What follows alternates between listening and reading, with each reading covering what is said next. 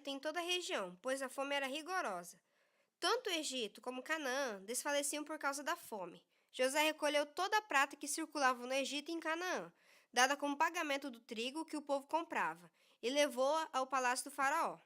Quando toda a prata do Egito e de Canaã se esgotou, todos os egípcios foram suplicar a José: dá-nos comida, não nos deixe morrer só porque a nossa prata acabou.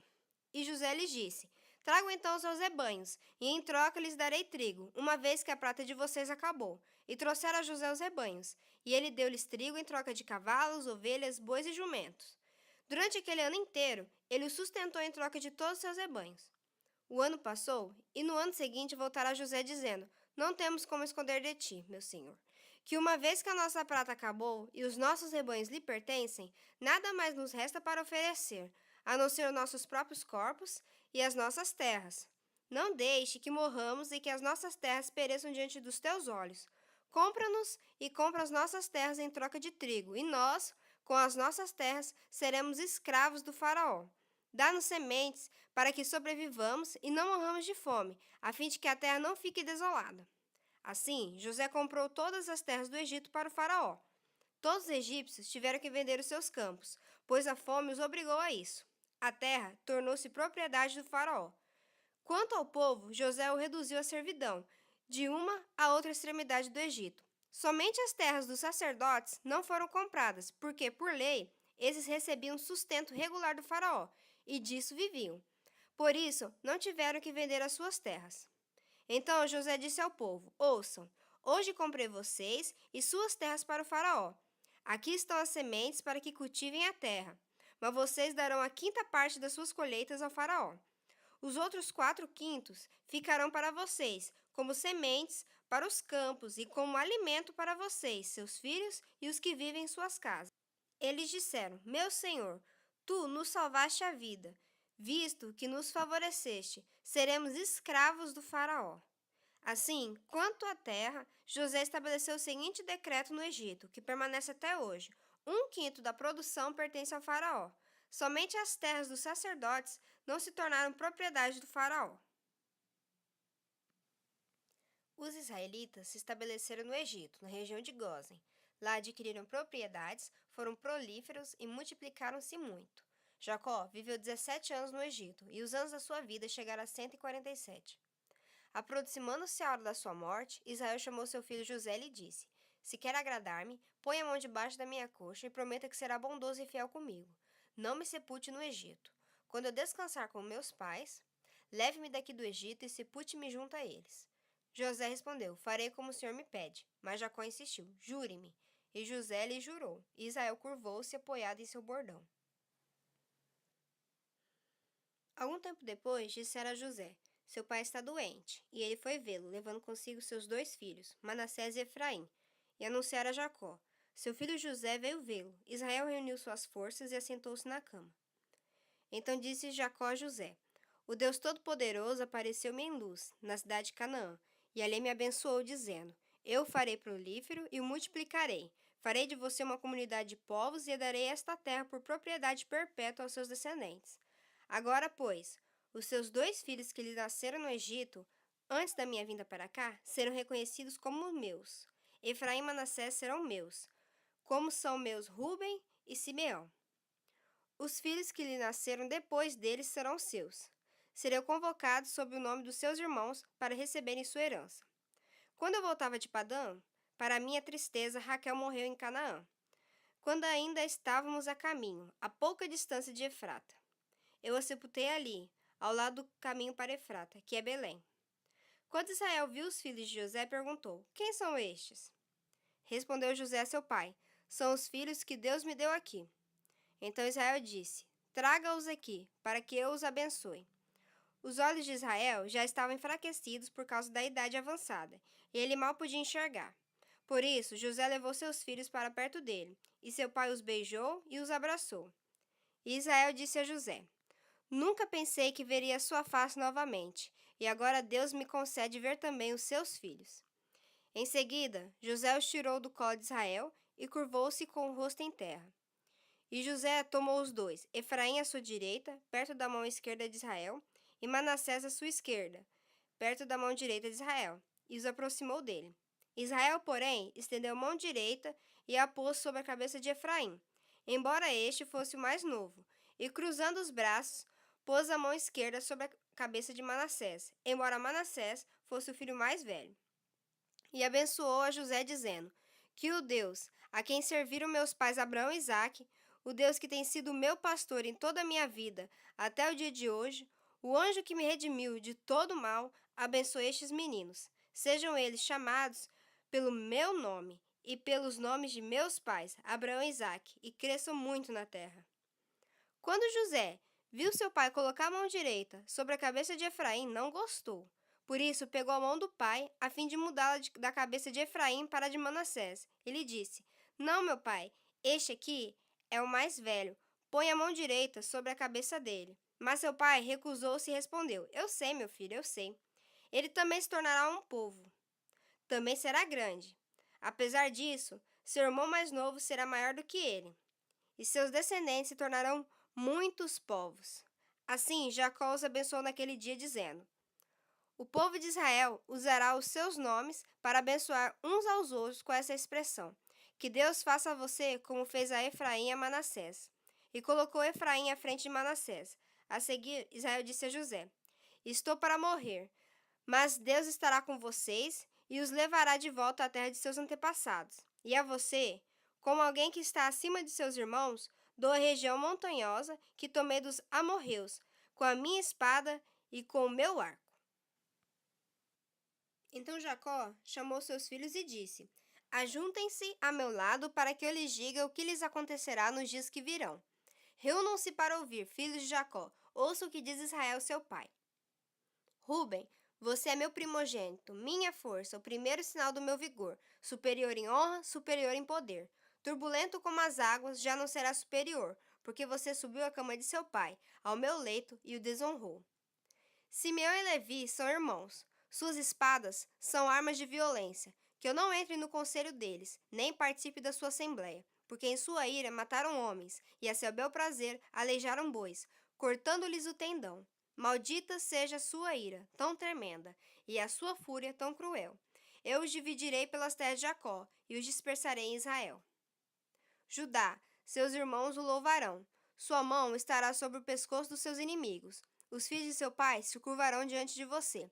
Judá é um leão novo. Você vem subindo, filho meu, depois de matar a presa.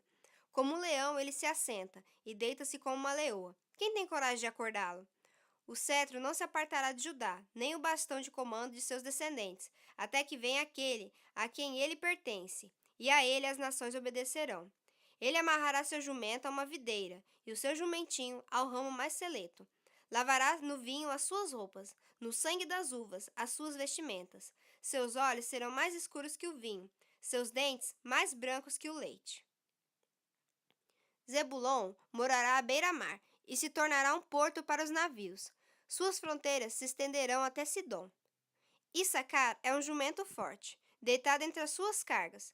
Quando ele perceber como é bom o seu lugar de repouso e como é aprazível a sua terra, curvará seus ombros ao fardo e se submeterá a trabalhos forçados. Dan defenderá o direito do seu povo, como qualquer das tribos de Israel. Dan será uma serpente à beira da estrada, uma víbora à margem do caminho, que morde o calcanhar do cavalo e faz cair de costas o seu cavaleiro. Ó Senhor, eu espero a tua libertação. Gade será atacado por um bando, mas ele que o atacará e o perseguirá. A mesa de Azer será farta. Ele oferecerá manjares de rei. Naftali é uma gazela solta, que por isso faz festa. José é uma árvore frutífera à beira de uma fonte, cujos galhos passam por cima do muro.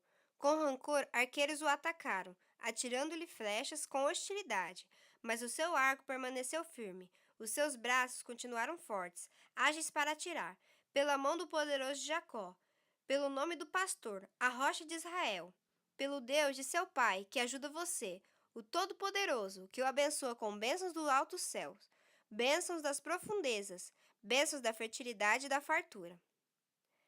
As bênçãos de seu pai são superiores às bênçãos dos montes antigos, às delícias das colinas eternas. Que todas essas bênçãos repousem sobre a cabeça de José, sobre a fronte daquele que foi separado, de entre os seus irmãos. Benjamim é um lobo predador. Pela manhã devora a presa e à tarde divide o despojo. São esses os que formaram as 12 tribos de Israel. E foi isso que seu pai lhes disse, ao abençoá-los, dando a cada um a bênção que lhe pertencia. A seguir, Jacó deu-lhes estas instruções: Estou para ser reunido aos meus antepassados. Sepultem-me junto aos meus pais na caverna do campo de Efron, o Hitita, na caverna do campo de Maquipela, perto de Mane, em Canaã, campo que Abraão comprou de Efron, o Hitita, como propriedade para sepultura. Ali foram sepultados Abraão e Sara, sua mulher, e Isaque e Rebeca, sua mulher. Ali também sepultei Lia. Tanto o campo como a caverna que nele está foram comprados dos hititas. Ao acabar de dar essas instruções a seus filhos, Jacó deitou-se, expirou e foi reunido aos seus antepassados.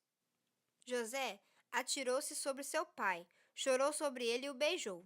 Em seguida, deu ordens aos médicos que estavam a seu serviço que embalsamassem seu pai Israel, e eles o embalsamaram. Levaram 40 dias completos, pois esse era o tempo para embalsamento. E os egípcios choraram sua morte 70 dias. Passados os dias de luto, José disse à corte de Faraó: Se posso contar com a bondade de vocês, falem com o Faraó em meu favor.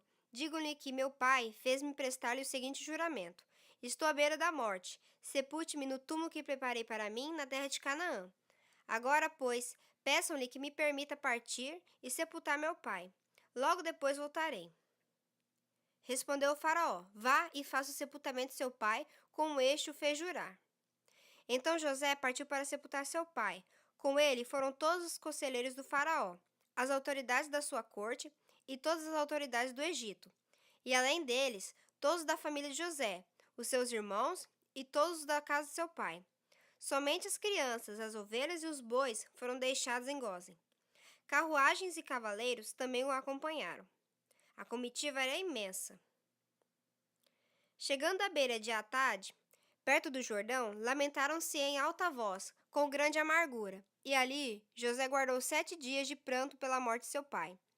Quando os cananeus que lá habitavam viram aquele pranto na ira de Atade, disseram: Os egípcios estão celebrando uma cerimônia de luto solene. Por essa razão, aquele lugar próximo ao Jordão foi chamado Abel-Misraim. Assim fizeram os filhos de Jacó, o que este lhes havia ordenado. Levaram-no à terra de Canaã e o sepultaram na caverna do campo de Maquipela, perto de Mane, que, com o campo, Abraão tinha comprado de Efron o Hitita, para que lhe servisse de propriedade para a sepultura. Depois de sepultar seu pai, José voltou ao Egito, com os seus irmãos e com todos os demais que o tinham acompanhado. Vendo os irmãos de José que seu pai havia morrido, disseram: E se José tiver rancor contra nós e resolver retribuir todo o mal que lhe causamos? Então mandaram um recado a José dizendo: Antes de morrer, teu pai nos ordenou que te disséssemos o seguinte: Peço-lhe que perdoe os erros e pecados de seus irmãos, que o trataram com tanta maldade. Agora, pois, perdoa os pecados dos servos do Deus do teu pai. Quando recebeu o recado, José chorou. Depois vieram seus irmãos, prostraram-se diante dele e disseram: Aqui estamos, somos teus escravos. José, porém, lhes disse: Não tenham medo. Estaria eu no lugar de Deus? Vocês planejaram mal contra mim, mas Deus o tornou em bem, para que hoje fosse preservada a vida de muitos. Por isso, não tenham medo. Eu sustentarei vocês e seus filhos. E assim os tranquilizou e lhes falou amavelmente. José permaneceu no Egito com toda a família de seu pai. Viveu 110 anos e viu a terceira geração dos filhos de Efraim. Além disso, recebeu como seus os filhos de Maquir, filho de Manassés. Antes de morrer, José disse a seus irmãos: Estou à beira da morte, mas Deus certamente virá em auxílio de vocês e os tirará desta terra, levando-os para a terra que prometeu com juramento a Abraão, a Isaque e a Jacó. E José fez com que os filhos de Israel lhe prestassem um juramento, dizendo-lhes: Quando Deus intervier em favor de vocês, levem os meus ossos daqui. Morreu José com a idade de 110 anos, e depois de embalsamado, foi colocado num sarcófago no Egito.